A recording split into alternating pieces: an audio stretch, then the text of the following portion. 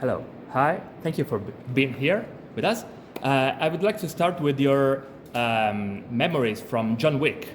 Do you have a particular memory of your scenes or your stunts? Yeah. It was fantastic. I was with a bunch of my heroes, a bunch of the guys that had done The Matrix were there. And so to be also the background of John Wick that maybe people don't know that are just caught up because it's murder porn, is that Chad Stahelski and David Leitch were the directors of that. First-time directors, guys that were excellent stuntmen that carried their way through, became stunt choreographers, and then became directors. And that wasn't really heard of in the film business before that. This is a new occurrence. There's many ceilings in the film business to keep people, in their place.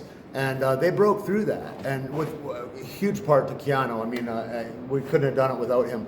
But they brought together the best of the best to do that film. Myself and my partner Keith Jardine, just honored to be there.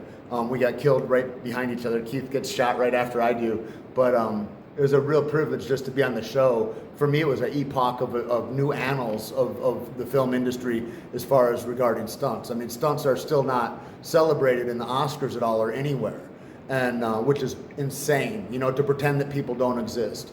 And these guys are part of that team that are really bringing that out. Them, 8711. You see a lot of their work now, but yeah, that part, I'm honored to be a part of it. Was the scene very specifics or? Oh yeah. My friend Darren Prescott, he came up to me and said, "How durable is your beard?" I go, "Are you gonna light me on fire? What's gonna happen?" He goes, "Just can we grab it?" And I go, "Yeah, sure." He says, "I want to grab it and put it." I said, "Dope, let's do that." And it was cool, Everybody there was really high level, like I said, and so there's like 8 guys that were all stunt coordinators in their own right that came down to make this show together. So I had a lot of different people. Imagine 8 people that are experts, all giving you their opinions on how you should hold a gun or whatever. It was hilarious, but it was a lot of fun. Yeah. Thank you. Yeah. Okay, you're a man of many talents, actor, stuntman, fighter, coffee connoisseur. Oh yeah. Yeah. So what's the difference between caveman coffee and regular premium brands? There aren't very regular premium brands. Most of them are garbage. And so what we wanted to do as athletes is have a purity and a nutrition to whatever we did that we wanted to nourish us. And there weren't a lot of good options. I mean, Starbucks is Starbucks because it's all burnt to the same degree. You can't roast a coffee to the same degree where you have uniformity of taste throughout the globe. And so they're a parasite that has spread the earth, right? Like many parasites. Yeah. And so we see monopolies everywhere. And so we just wanted to start something else that was like single origin, that celebrated the farmers and the roasts from where they came. And they were small, single batch origin. And then that's what our coffee had always been. And then we segued into, we wanted to make a really fine roast for a nitro coffee, for a cold brewed coffee. And so we were also a true cold brewed coffee, not just a hot coffee that has the same acidity, but actually 18 hours cold brewed. Just high quality. The quality of it is vastly different. Okay. Yeah. Two. And I was wondering if you can share a memory from the Equalizer, the scene you did until what was Yeah, it was dope, work? man. Yes. With different actors, everybody's very precious. Oh, be careful, they're fragile. Yeah. Which is silly. They're everybody's people, right? And Denzel doesn't like that very much. I don't think. I don't know. I wouldn't speak for him, but everybody they're like, hey, be very careful. Don't speak to him. Be very careful. He only wants to speak to me to do this. And all right, cool, whatever. I'm cool. I'm a team player. And so when he came in, nobody was there.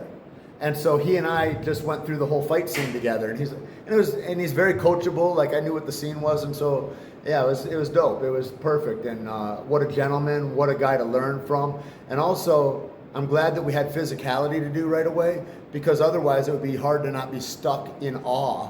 If I'm in motion and I'm coaching and we're doing, I can tell you how to exact movement and all that, and then I'm not thinking about like, holy fuck, this is a goddamn icon. Right, this is one of the most important men in film that's alive today. Like it's incredible. Like a real honor to work with him.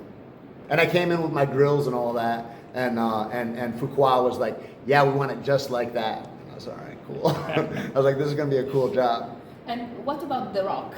Because Dwayne, yeah. Which is I mean, again, it's like I get put in these great spots, and I get put in these great spots due to the stunt coordinators and the second unit directors, which all come from the stunt world. Everybody's like, "Who's your agent? Who's your agent?" I go, "Stunt coordinators."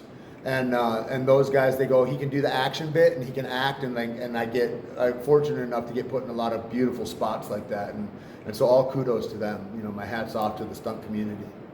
May I ask you Sorry, sorry to interrupt you, but we Three- have to finish. very quick? I'm long-winded. Very quick questions regarding fighting. Yeah. Okay. Keep your hands up. No, Protect your head. Usyk or Fury?